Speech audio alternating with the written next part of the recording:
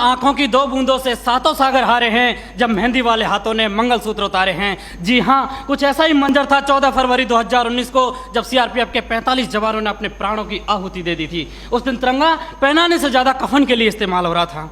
आदरणीय अध्यक्ष महोदय, सम्मान्य निर्णायक मंडल एवं उपस्थित साथियों, मैं सीआईएसएफ से उप निरीक्षक पिंटू राम मीना आज के वाद विवाद के विषय को केंद्रित करते हुए विपक्ष में अपने विचार प्रस्तुत करना चाहूंगा। महोदय, मैं एक सैनिक हूं और मेरे लिए तो संविधान ही गीता है, बाइबल है, कुरान है तथा भारतीय संविधान के अनुच्छेद 33 के तहत मेरे मौलिक अधिकार इसलिए छीने गए हैं ताकि मैं देश की रक्षा कर सकूं, देश के आत्मसम्मान और मान मर्यादा को बचा सकूं। उतना ही नहीं, माननीय सर्वोच्च न्यायालय द्वारा 1964 में रामस्वरूप बनाम भारत संघ मामले में स्पष्ट है कि एक सैनिक के लिए राष्ट्रीय सुरक्षा ही सर्वोपरि है।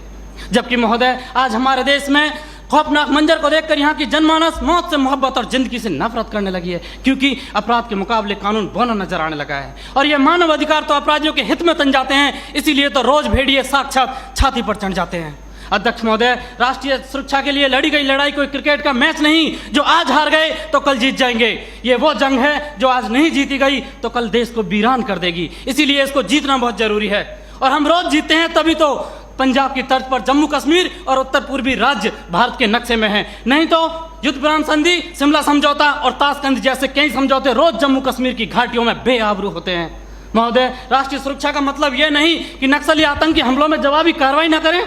राष्ट्रीय सुरक्षा का मतलब आतंकवाद, नक्सलवाद, उग्रवाद को खत्म कर देश के कोने कोने में शांति स्थापित करना है। और अगर शांति स्थापित करना है तो आतंकवाद और नक्सलवाद को पोषित करने वाले तथा उन्हें हथियार मुहैया कराने वाले राष्ट्रों पर प्रतिबंध लगाने की जरूरत है। जरूरत है न्यायिक प्रक्रिया को सुधारने की, टेरर फंडिंग और साइबर क्राइम को रोकने की। आज जरूरत है राजनीतिक इच्छा शक्ति की।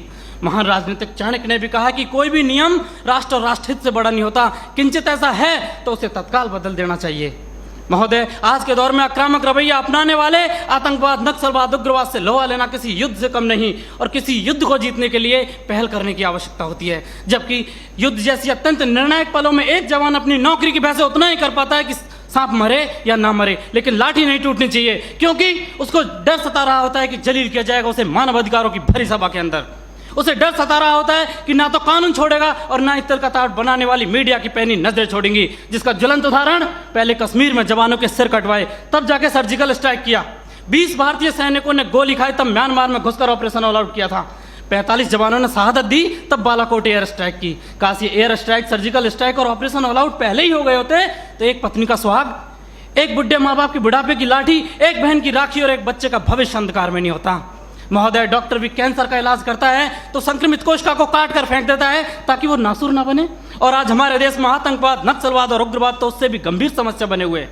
ये एक नहीं, दो नहीं, तीन नहीं, हजारों निर्दोष लोगों की जान ले लेते हैं।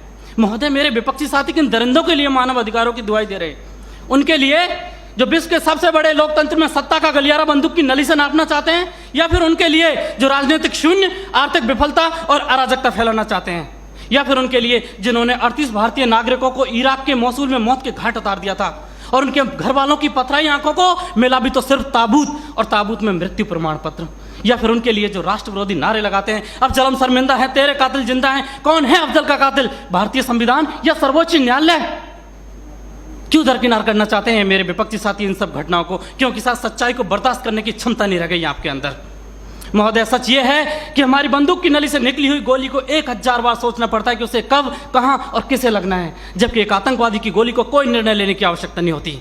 एक जवान की उंगली अगर ट्रिगर पर है तब हम यहाँ खुली हवा में सांस लेते हैं। -40 डिग्री तापमान पर एक जवान अपनी हड्डियां गलाता है तब हमें सहूलियत मिलती है बुद्धिजीवियों की तरह बातें करने की, सहूलियत मिलती है संवेदनशील होने की, डिस्को जाने की और त्योहार मनाने की।